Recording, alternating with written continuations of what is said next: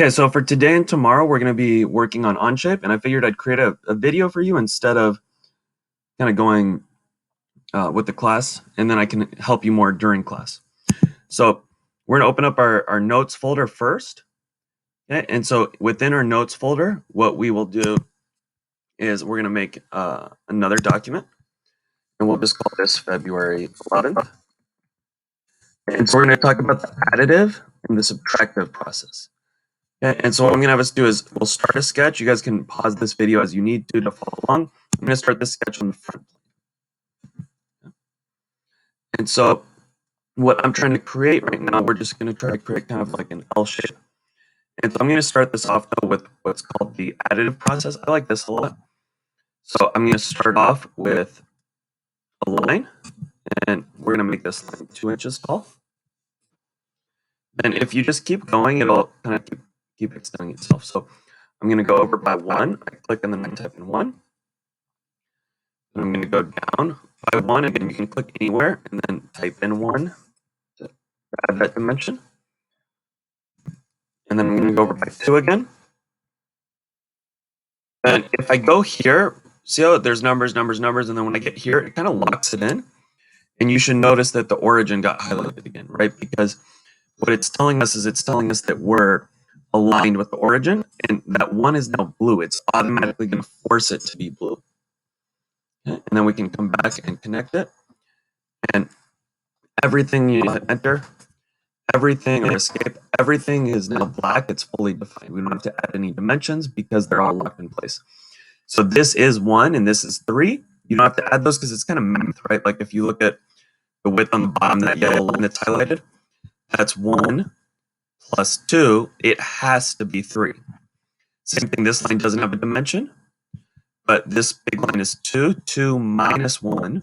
This part has to be 1. Okay? So we created this L shape just by kind of creating it one part at a time. Then we would finish our sketch. I'm going to right click anywhere and go to our isometric view, right? Probably outside. You don't want to right click inside here because that's the plane. You want to right click outside. I like to even right click the cube, and then we can go to isometric. Okay? And then we're going to go to our extrude, and we're going to be adding material. We're going to just click on our box, and I'm going to just go by 1 inch. So there's our box. Now what I want us to do here on the bottom, where we see this part studio, is let's right click that and let's rename this. I think you actually have to double click it. Right click. Oh, there it is, rename. Okay, we're going to rename this Additive. Then I'm going to go to the plus, and I'm going to make another part studio. We're going to make the exact same part, but with what's called a subtractive model. So we're going to start our sketch on the front just the same way. Right click it, right? Remember, Chromebook two finger tap, and view normal to sketch plane. And then instead of going 1 by 1, I'm going to make a big box that would encompass the entire thing. So I'll click somewhere, and remember my overall width, that bottom, was 3, so I'll hit 3, and then my overall height was 2. So we're going to make a big box 3 by 2 that's going to encompass the entire kind of region. Right? So if we were kind of looking at this, right, that line was 2, that line was 3. We're going to make a big box kind of around the outside. So now I'm going to finish the sketch. That's all I want. Okay, and then we'll right click on our cube in isometric. We'll extrude it. Click on it by 1. And so this is kind of like what a sculptor would do, right? A sculptor would start off with a big object block, and then they would cut out what they want to cut out. So now I'm going to make a sketch on the front surface. So we click sketch. We're going to click on the front surface. And then again, right click it, right click your sketch to, and view normal to sketch plane. Okay, so what would we want to cut out? Well, we would want to cut out the empty space, which is going to be a rectangle. But if you kind of look at this one, if we looked at, I can go back in here to show you guys. So if we looked at the dimensions, right, if we had a big box around the outside, this upper rectangle that's missing, that missing piece, is 1 inch tall and 2 inches wide. That's that missing piece that we would want to cut out. So that's what we're going to do with our rectangle. So we're going to make a rectangle from the top corner. Right, we can click anywhere, and we said it was 2 inches across, hit enter, and 1 inch up and down, hit enter. And that's the piece that we want to cut out. So I'm going to just hit the check mark, right click, go to isometric, and hit extrude. And now it will actually let me pick either of these. It'll let me pick this piece or this piece. It'll also even let me pick other sides. But we want that rectangle, and we don't want to add on to it. We want to remove it.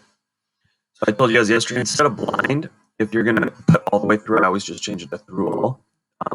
That way, if you change stuff later, it's still going to cut through the whole surface. And we got the same block, and so we'll rename this one Subtractive model. So now we have our additive model and our subtractive model. And that's kind of neat. Okay?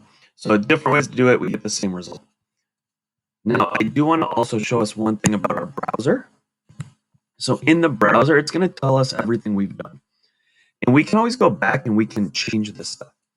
So if you realized, hey, wait, I misread it, and this wasn't 2 inches, it was actually 3 inches, you can double click sketch 1. So you can double click sketch 1.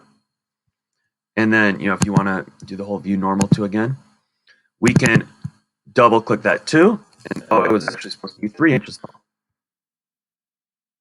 Maybe this was supposed to be 2 inches tall.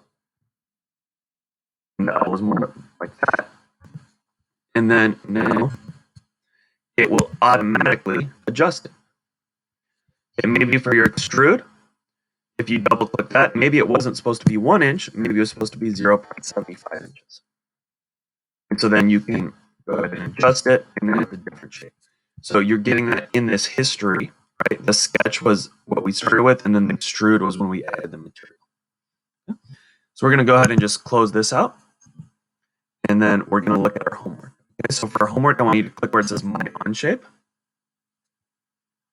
and then we're going to make a new folder, and we're going to call this folder OnShape Beginner Parts.